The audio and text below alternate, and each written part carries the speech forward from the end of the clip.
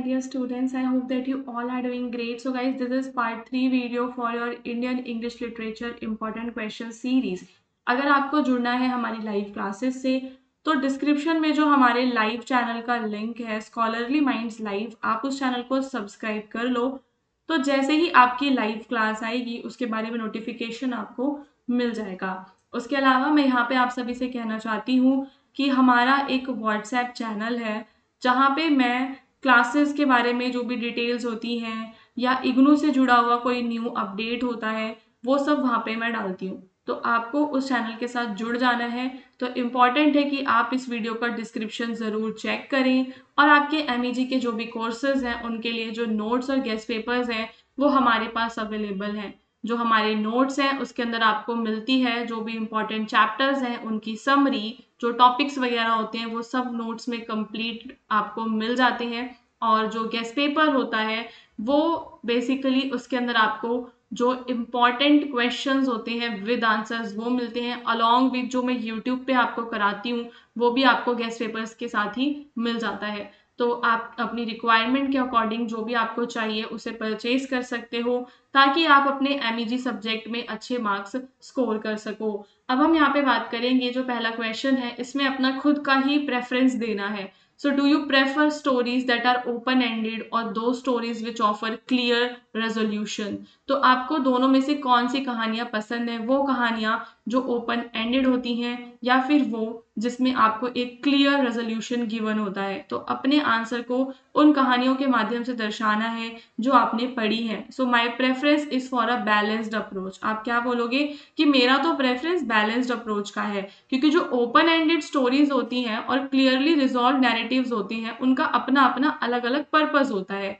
Text या course में हमने देखा कि जो ओपन एंडिंग्स हैं वो एनकरेज करते हैं रिफ्लेक्शंस और इंटरप्रिटेशन को, जबकि क्लियर रेजोल्यूशन एक इमोशनल सेटिस्फेक्शन हमें देते हैं, है ना। ओपन एंड जो थ्योरी है उसमें आप क्या करोगे, आप अपने आप भी कुछ चीजें इंटरप्रेट करने की कोशिश करते हो, बट जो क्लियर रिजॉल्व स्टोरी होगी वहां पे आपको एक फाइनल सेटिस्फेक्शन मिल जाता है। सो दोनों जो जो वैल्यू है ना एंडिंग की वो डिपेंड करती है on the kind of experience the author intend to create. तो वहां पे कि जो हमारे ऑथर हैं वो किस प्रकार का एक्सपीरियंस क्रिएट करना चाहते हैं उसके ऊपर। तो अगर आप ओपन एंड स्टोरी को प्रेफर करोगे तो ये आपका एक इनविटेशन है टू इंटरप्रिटेशन। तो ओपन एंड स्टोरीज जो होती हैं वो स्पेशली इफेक्टिव होती हैं in psychological and reflective narratives में, where meaning is not fixed but evolving.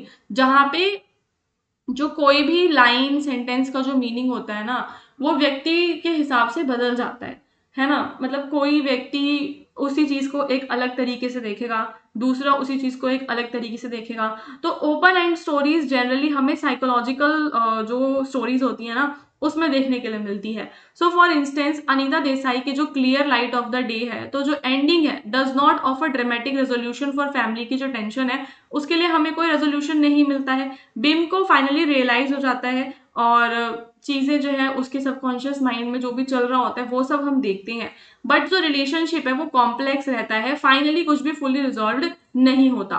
तो ये जो ओपननेस है वो रिफ्लेक्ट करती है nature of memory and forgiveness in real life. ये एनकरेज करता है रीडर्स को ये सोचने में टेक्स्ट के बियॉन्ड कि कहानी के अलावा वहां पे क्या हुआ होगा, दास फैमिली का फ्यूचर कैसा हुआ होगा। ये सब चीजें सोचने पे हमें मजबूर कर देती हैं open end stories. Similarly Salman Rushdie की जो मिडनाइट चिल्ड्रन है वो एक ऐसा नैरेटिव है जो सलीम की अवेयरनेस के साथ एंड होता है।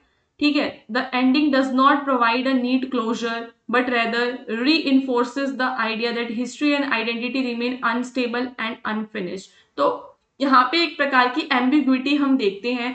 जो स्टोरी है वो इंटेलेक्चुअली हमें एंगेजिंग लगती है।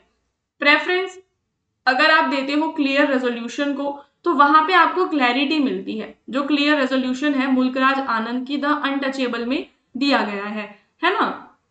तो मुल्कराज आनंद की जो अनटचेबल है, although the novel ends with the बाखा हियरिंग गांधी स्पीच। एंडिंग कैसे हो रही है कि जो बाखा है वो गांधी की स्पीच को सुनता है, रिफॉर्म के आइडियाज वगैरह के बारे में जानता है। सॉल्यूशन यही है कि कास्ट प्रैक्टिसेस के प्रति एम्पैथी रखना और टेक्नोलॉजिकल चेंज लेकर आना। तो even if Bakha's personal future is uncertain the ideological resolution is strong and purposeful, offering clarity about the injustice of untouchability. तो हम क्या देखते हैं कि कहानी की एंडिंग ऐसी है जो हमें अन्याय और अनटचेबिलिटी के खिलाफ एक क्लियर एंडिंग प्रोवाइड करती है, क्लैरिटी प्रोवाइड करती है। वहां पे कुछ भी चीजें अनसर्टेन नहीं है, अनस्टेबल या अनफिनिश्ड नहीं है ओपन एंड स्टोरीज की तरह। ओके, सो सिमिलरली कांथापुरा में जो नैरेटिव है वो मूव करता है towards clear sense of collective struggle and sacrifice under Gandhian influence. जो पूरी मूर्ति की जर्नी है डिस्पाइट सफरिंग इम्प्रिजरमेंट, वो गांधी के आइडियाज को दोबारा से क्या करते हैं, री इन्फोर्स कर देते हैं। सो फाइनली हम एक बैलेंस कंक्लूजन यहाँ पे प्रोवाइड करेंगे that I appreciate both the narrative style depending on their purpose. Open ending जो स्टोरीज होती हैं दे आर इफेक्टिव, वो हमारी साइकोलॉजिकल डेप्थ, हमारी मेमोरी को एक्सप्लोर करने में हेल्प करती हैं। On the other hand like untouchable and Kanthapura वो बेनिफिट करते हैं, क्लियर रेजोल्यूशंस हमें प्रोवाइड करते हैं, एक मैसेज हमें प्रोवाइड करते हैं। अल्टीमेटली जो लिटरेचर है, literature is most powerful when the form of its ending aligns with the thematic concern. तो कहानी के हिसाब से ही एंडिंग होती है, आपने क्या थीम सोच के कहानी लिखी है ये उस पर ही डिपेंड करता है। नेक्स्ट क्वेश्चन के अंदर आपको गांधी का जो कंटेंशन है in Hind Swaraj that he is not against the British people but against the British empire. तो वो अंग्रेज लोगों के खिलाफ नहीं था, उनके एम्पायर के खिलाफ थे, उसके बारे में आपको बात करनी है। और क्या ऑल्टरनेटिव जो सिविलाइजेशन का पैराडिग्म है वो देते हैं वो भी आपको बताना है। यानी कि बेसिकली यहाँ पे आपको गांधी के जो हिंद स्वराज पर व्यूज है ना उनके बारे में बात करनी है। So in Hind Swaraj Mahatma Gandhi makes a crucial distinction between the British people and the British empire. तो यहाँ पे हिंद स्वराज में उन्होंने ब्रिटिश पीपल और एम्पायर को अलग अलग रखा है। He argues that his struggle is not against individuals और एन एंटायर नेशन। वो किसी अंग्रेजी नेशन के खिलाफ नहीं है, किसी एक व्यक्ति के खिलाफ नहीं है, but he is against the system of colonial exploitation. वो इस पूरे के पूरे एक्सप्लॉयटेशन सिस्टम के खिलाफ है। तो alongside this critic he proposes an alternative model of civilisation based on moral, spiritual and self reliant principles. तो यहाँ पे हम क्या देखते हैं कि गांधी ने एक सिविलाइजेशन का एक दूसरा जो मॉडल है वो प्रस्तुत किया है जो मॉरल, स्पिरिचुअल और सेल्फ रिलायंट प्रिंसिपल्स पे बेस्ड है। So he was opposed to the British empire but not the people. तो गांधी क्लियरली सेपरेट करते हैं रूलर्स को from the system of the rule. According to him British people inherently बुरे नहीं होते बल्कि वो मॉडर्न सिविलाइजेशन से इन्फ्लुएंस हो जाते हैं, फिर उनमें मटीरियलिज्म, ग्रीड और इंपीरियल एक्सपेंशन आ जाता है। वो सजेस्ट करते हैं कि जो ब्रिटिश है वो तो खुद ही इस सिस्टम के विक्टिम है and that Indians and British people can coexist as equal once imperial domination end. अगर ये जो साम्राज्यवाद है, अगर ये इंपीरियलिज्म पूरा खत्म हो जाता है तो हम लोग एक हो सकते हैं, बराबरी से हम लोग रह सकते हैं। वो वार्न करते हैं that if India merely replaced the British rulers with Indian elites while retaining the same Western administrative industrial framework, it would result in English rule without Englishmen। यानी कि वो कहते हैं कि गलती यहाँ पे लोगों की नहीं है, गलती एडमिनिस्ट्रेशन की है और इस इंडस्ट्रियल फ्रेमवर्क की है। अगर हम किसी अंग्रेज को भी हटा दें और वहां पे इंडियन व्यक्ति को बिठा दें और बाकी सब कुछ सेम रखें तो वो भी ऐसा ही बिहेव करेगा जैसा वो व्यक्ति कर रहा है। तो दूसरे शब्दों में वो कहना चाहते हैं कि political independence without moral transformation would be meaningless. ठीक है, इसके बाद अब हम यहाँ पे हिंद स्वराज की बात करेंगे कि अपनी हिंद स्वराज की पुस्तक में वो क्या कहते हैं। तो यहाँ पे वो एक क्रिटिक प्रस्तुत करते हैं मॉडर्न वेस्टर्न सिविलाइजेशन का और वो कहते हैं कि जो वेस्टर्न सिविलाइजेशन है वो इंडस्ट्रियलाइजेशन, मटेरियल ग्रीड, वायलेंस और मॉरल डिके इन सबके साथ भारी मात्रा में जुड़ी हुई है। इसी की वजह से ये लोग कंफर्ट और पावर को ज्यादा प्रायोरिटी देते हैं, एथिकल लिविंग और स्पिरिचुअल वेलबींग को नहीं देते। तो वो कहते हैं कि अगर इंडिया ब्रिटिशर्स का ये जो सिविलाइजेशन का मॉडल है इसको अडॉप्ट करेगा तो परेशानी आएगी ये कि हमारा कल्चरल लॉस हो जाएगा, spiritually we will become empty.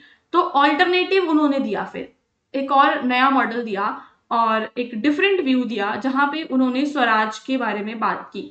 So for Gandhi, Swaraj does not simply mean political independence, it primarily means the self discipline and self moral control. तो स्वराज का मतलब उन्होंने क्या बताया? Self discipline and moral control. So true freedom lies in mastering desires, reducing dependence on material goods, and cultivating inner strength. Thus independence begins at the level of individual rather than the state. कि जो आज़ादी है ना वो व्यक्ति से शुरू होती है। जब व्यक्ति अपनी डिजायर्स पे मास्टर कर लेता है, उसकी डिपेंडेंस कम हो जाती है, वो मटेरियल गुड्स की डिमांड नहीं करता, तो वो वहां से आजाद होता है। तो आजादी of the individual is more important than the state. और वो विलेज बेस्ड इकोनॉमीज बनाने की बात करते थे कि एक विलेज अपने आप में ही इतना सफिशिएंट विलेज हो कि उसके लोगों को कहीं पे भी बाहर ना जाना पड़े। सेल्फ सफिशिएंट विलेजेस की बात करते थे। Instead of large scale industrialisation, the urbanisation, he envision small autonomous village republics बनाने की बात की। So these villages would be economically independent, socially cohesive and environmentally sustainable होंगे, जहां पे एक्सप्लॉयटेशन और इनइक्वालिटी का नामो निशान भी नहीं होगा। फिर वो सत्याग्रह की डिमांड करते हैं। तो सत्याग्रह एक प्रकार का ट्रुथ फोर्स है। तो this is a form of non violent resistance. Satyagraha क्या है? कि जब आप किसी व्यक्ति के खिलाफ हो जाते हो बट आप रेजिस्ट करते हो, लेकिन आप नॉन वायलेंट रहते हो, ठीक है, जो कि डिपेंड करता है आपकी स्ट्रेंथ में और आपके अंदर कितना लव है। So he believes that real जो चेंज है वो किसी फिजिकल फोर्स के द्वारा नहीं आता, बल्कि आप जाओ उस व्यक्ति के पास, उसको परसुएड करो, उसको मनाओ कि भाई मेरे को माफ कर दे, मेरे को बख्श दे, मुझे छोड़ दे। कुछ ऐसा उनका आइडिया था। तो गांधी ने रिजेक्ट किया वेस्टर्न ऑब्सेशन को, मशीनरी, वेल्थ, ये सब चीजें हमें नहीं चाहिए, हमें तो धर्म पे जीना है, हमें सिंपल रहना है, मटीरियल प्रोग्रेस हमें नहीं करनी। और ये सारा आइडिया आज के जमाने में मेरे को एकदम फेल लगता है, क्योंकि मटीरियलिज्म तो आज लोगों की नसों में कूट कूट के भर चुका है। स्पिरिचुअल लिविंग तो है, लेकिन साथ में मटीरियलिस्टिक भी हम लोग हो चुके हैं।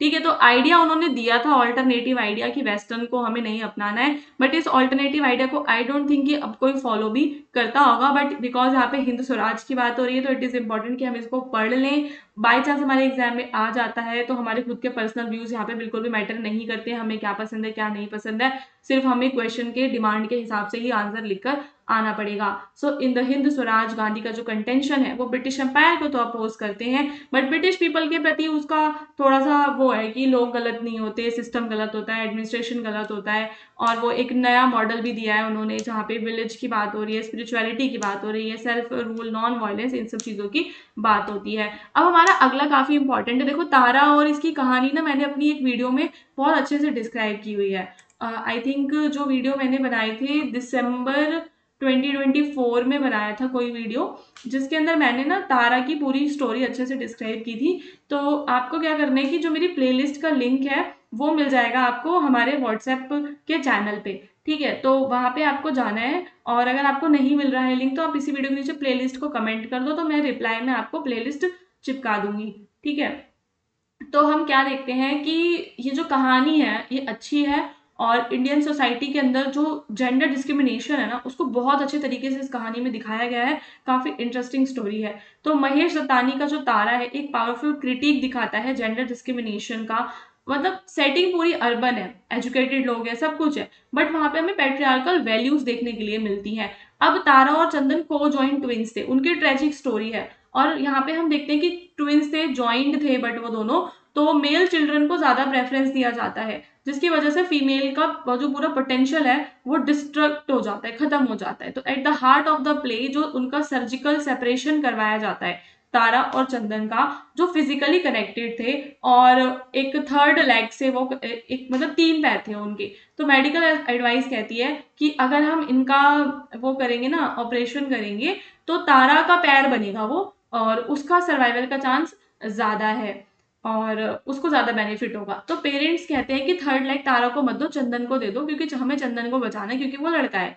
तो this decision is not purely medical but deeply gendered.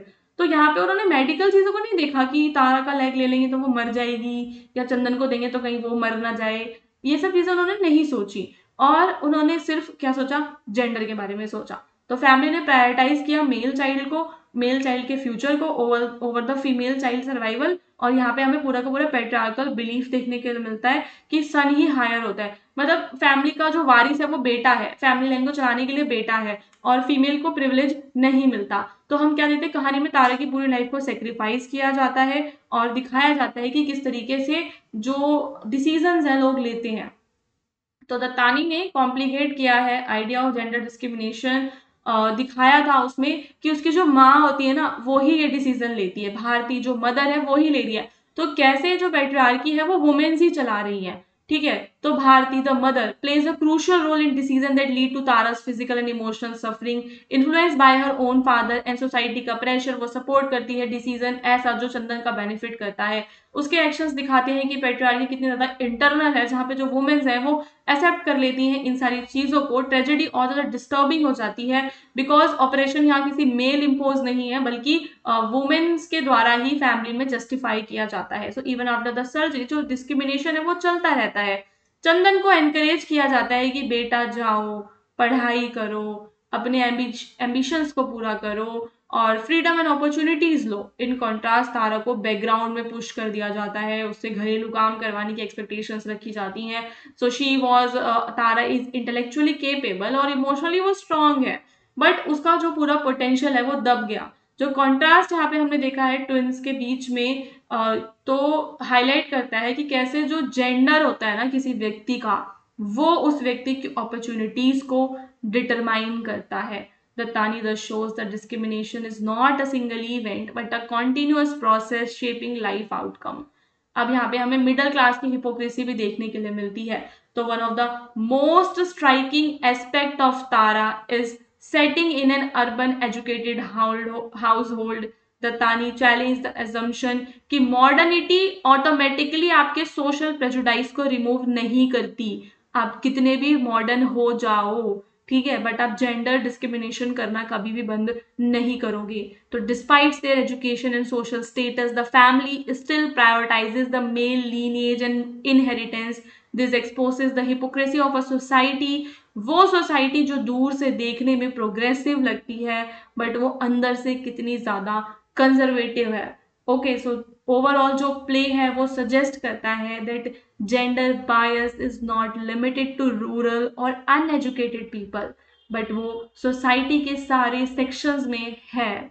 दस जो प्ले है Tara is a powerful exploration of gender discrimination in contemporary India through the symbolic tragedy of the co-joined twins। यहाँ पे उन्होंने एक्सपोज कर दिया पेट्रियार्की को, अप्रेशन को, एंड ओवरऑल ये प्ले एक डिस्टर्बिंग रिमाइंडर है that gender inequality often operate silently. ये जो जेंडर इनइक्वालिटी है वो साइलेंटली फैमिलीज के बीच में ऑपरेट करती है और जो लाइफ है उसको इस तरीके से बनाती है कि इतना डैमेज हो जाता है कि वो डैमेज इरिवर्सिबल लगता है।